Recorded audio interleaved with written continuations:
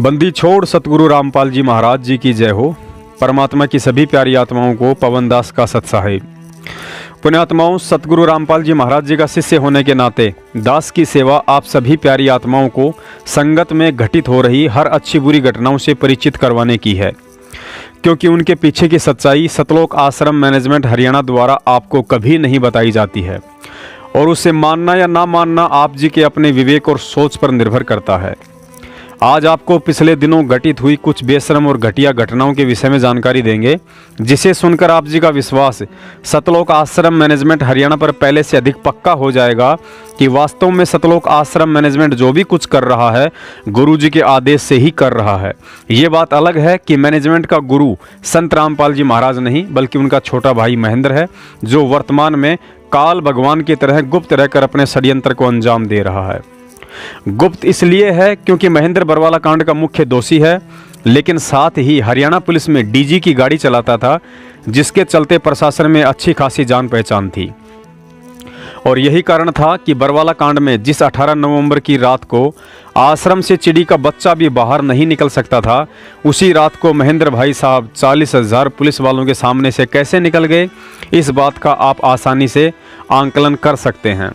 और आज देशद्रोह के मुकदमे में भगोड़ा घोषित होने के बावजूद भी 5 साल से खुलेआम सांड की तरह घूम रहा है, क्योंकि संगत उसे जो मोटा पैसा दान का दे रही है, यकीनन उसका एक हिस्सा प्रशासन में उन लोगों को भी जाता है जिनकी मेहरबानी से महेंद्र कानूनी शिकंजे से बचा हुआ है। कुछ भगत भाई सवाल करते हैं कि पवन भगत जी, यदि महेंद्र भगत है तो सामने क्यों नहीं आता है। मैंने कहा भाई, गुरुजी से प्रार्थना करूंगा, यदि उनकी मौज हुई और दास को बता देंगे तो आपको जरूर बताऊंगा। दास ने पिछले दिनों गुरुजी से अपने घर पर ही प्रार्थना की और भक्तों की शंका बताई कि गुरुदेव, कुछ भगत भाई पूछते हैं कि महेंद्र भगोड़ा गुप्त क्यों है, सामने क्यों नहीं आता है।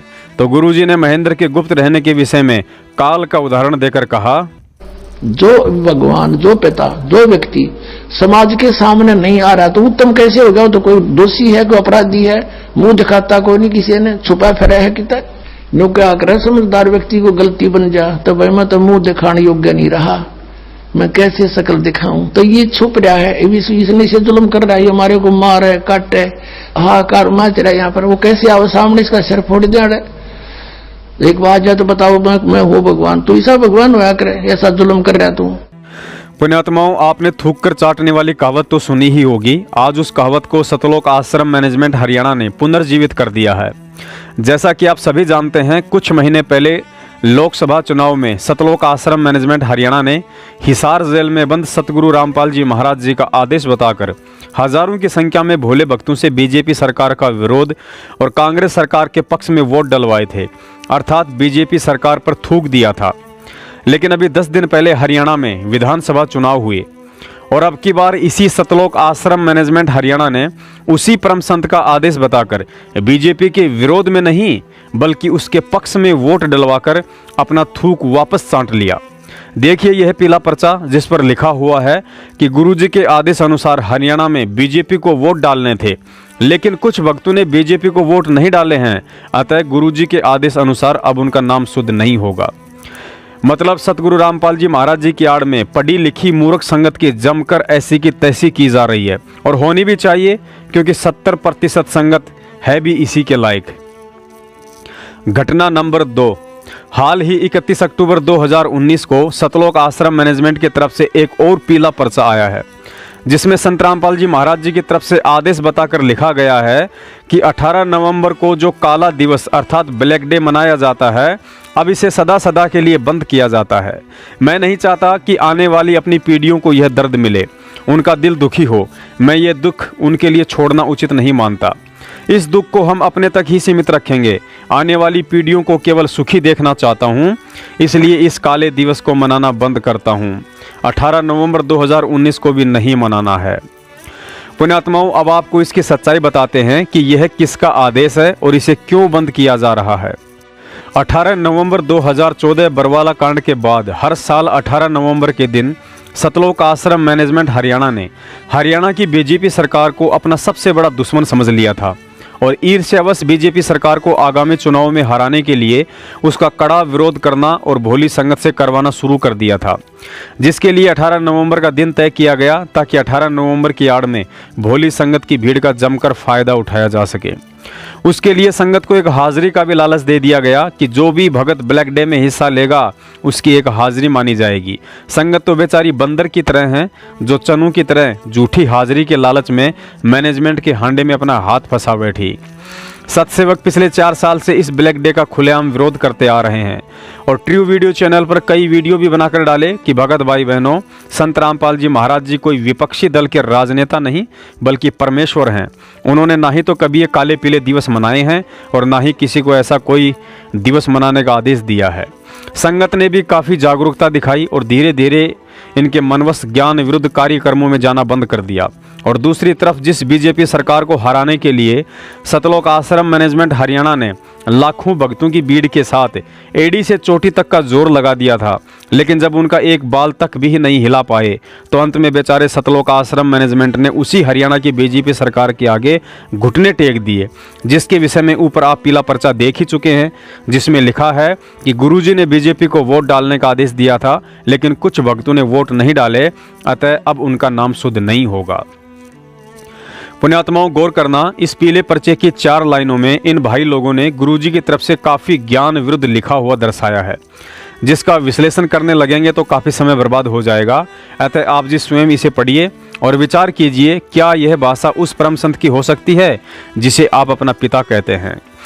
पुण्यात्माओं, सत्सेवकों के प्रयास से अभी तो इन गुरु गद्दारों ने केवल काला दिवस ही मनाना बंद किया है, धीरे धीरे कबीर प्रगट दिवस मनाना भी बंद कर देंगे, क्योंकि जागरूक संगत ने पिछले 2 साल से इन्हें ज्योति पाठ और दान के नाम पर ठेंगा दिखाकर आर्थिक रूप से इनकी कमर टेढ़ी कर दी है।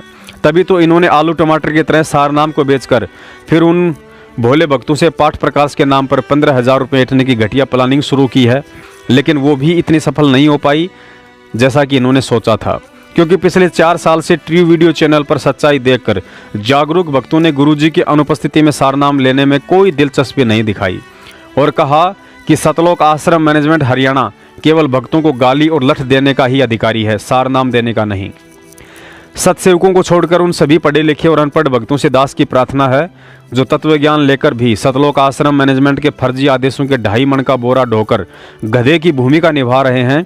आप अपने जीवन का बस एक ही लक्ष्य बना लो कि जब तक जीवित हैं तब तक खुद की ऐसी की तैसी और गुरुजी की देश दुनिया में बदनामी करवाते ही रहेंगे।